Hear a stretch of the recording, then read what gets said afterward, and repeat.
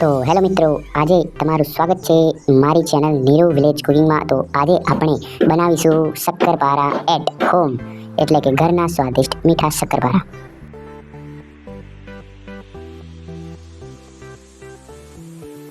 मैदा,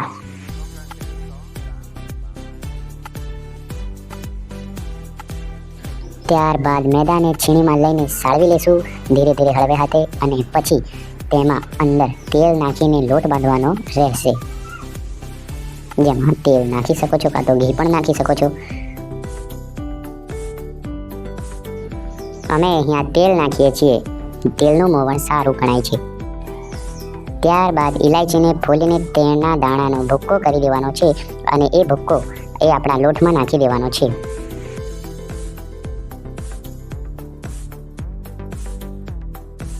ત્યારબાદ થોડી માત્રામાં બેકિંગ સોડા લેવાનો.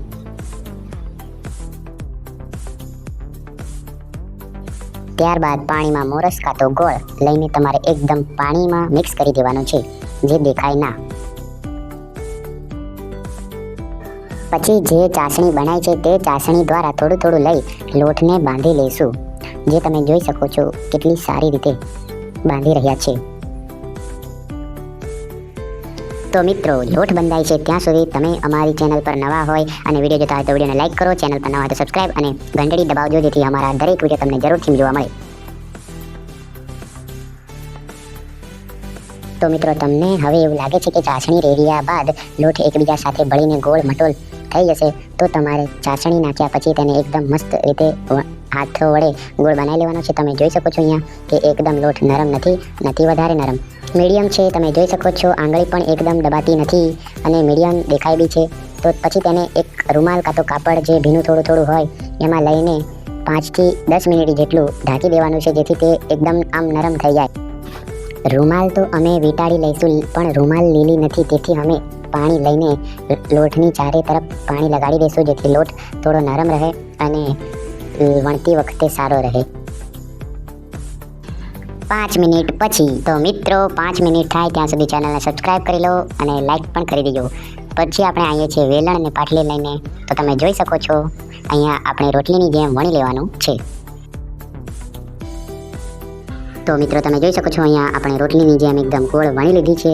અહીંયા તમે જુઓ છો કે કેટલી સ્પીડમાં રોટલી વણાઈ રહી છે. મેદાના લોટના કારણે થોડોક ચીપચીપો રહેશે, તો તેલ લગાડીને રોટલી વણવાની રહેશે. તો તમે જોઈ શકો છો રોટલી તો વણાઈ છે. ત્યાં સુધી તમે ચેનલ પર નવા હોય તો લાઈક કરી દેજો અને સબસ્ક્રાઈબ પણ કરી દેજો. તો રોટલી તો અહીંયા પણ જોઈ શકો છો વણાઈ ચૂકી છે, અને રોટલી વણાયા બાદ તમારે એને આવી રીતે 1, 2, 3 એમ કટ લગાવીને આખી રોટલીને કાપી લેવાની છે.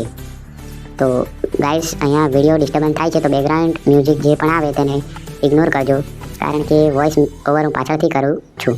તો અહીંયા આડી પણ લીટી કરી લેવાની છે. તો તમે જોઈ શકો છો કે શક્કરપારા કેવા અહીંયા કપાય છે.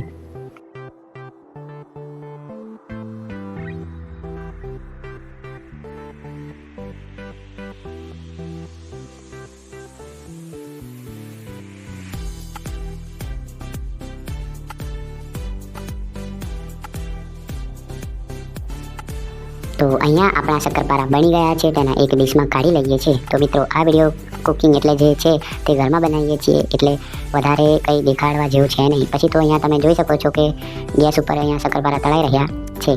આવતા નવા વિડીયોમાં અમે કિચન જે વિડીયો શૂટ કરશું તે ખેતરમાં જઈને શૂટ કરશું. તો અહીંયા તમે જોઈ શકો છો શક્કરપારા ધીરે ધીરે હળવા ગેસ ઉપર શેકાવા દેવાના છે, એટલે કે તળી રહેવાના છે. તો અહીંયા એકદમ બ્રાઉન કલર જેવા, કથ્થાઈ કલર જેવા ના થઈ જાય ત્યાં સુધી તેને તળવાના રહેશે. તો મિત્રો, તમે જોઈ શકો છો કે શક્કરપારાનો કલર એકદમ બદલાઈ ગયો છે. તો આ હવે ચડી ગયા છે એવું માનવામાં આવે છે. તો ધીરે ધીરે અહીંયાથી આ જે ઝારો હોય છે તે ઝારા દ્વારા શક્કરપારાને કાઢી લઈશું. તો શક્કરપારા અહીંયા એક એક કરીને કાઢીને એક વાડકા કાં તો ડીશમાં મૂકી દઈશું. તો મિત્રો, આ શક્કરપારા તો બનશે. તમે ત્યાં સુધી લાઈક અને સબસ્ક્રાઇબ કરી દેજો. તો મિત્રો, અહીંયા વાડકો ભરીને શક્કરપારા અમે બનાવ્યા છે, તો તમે પણ બનાવજો. અને વિડીયો ગમ્યો હોય તો લાઈક, ચેનલ પર નવા હોય તો સબસ્ક્રાઇબ અને ઘંટડી દબાવજો, જેથી અમારા અવારનવાર વિડીયો જોવા મળશે. બાય.